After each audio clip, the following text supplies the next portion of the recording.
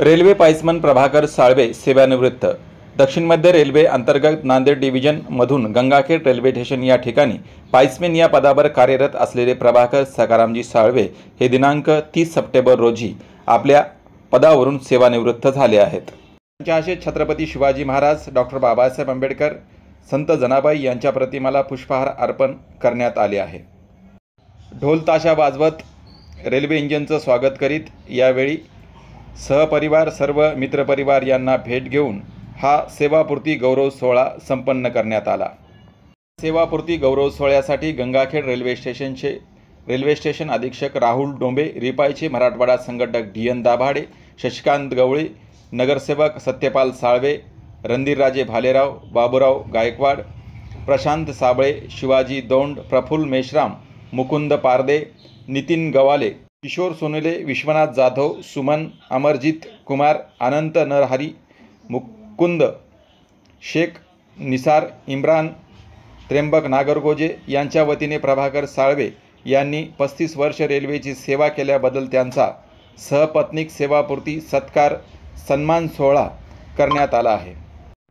या सेवापूर्ती गौरव सोहळ्यासाठी डॉक्टर बाबासाहेब आंबेडकर नगर मधील सर्वच युवक मित्रपरिवार, साळवे परिवारातील सर्वच नातेवाईक यावेळी शुभेच्छा देण्यासाठी उपस्थित होते। दक्षिण मध्य रेल्वेतील सर्वच कर्मचारी, अधिकारी मोठ्या संख्येने या ठिकाणी उपस्थित होते।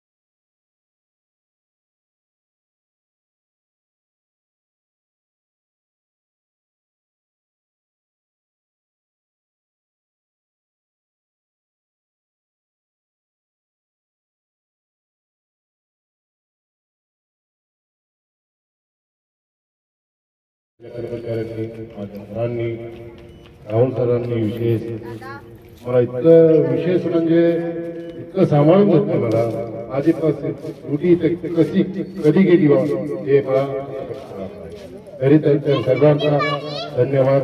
जय भीम।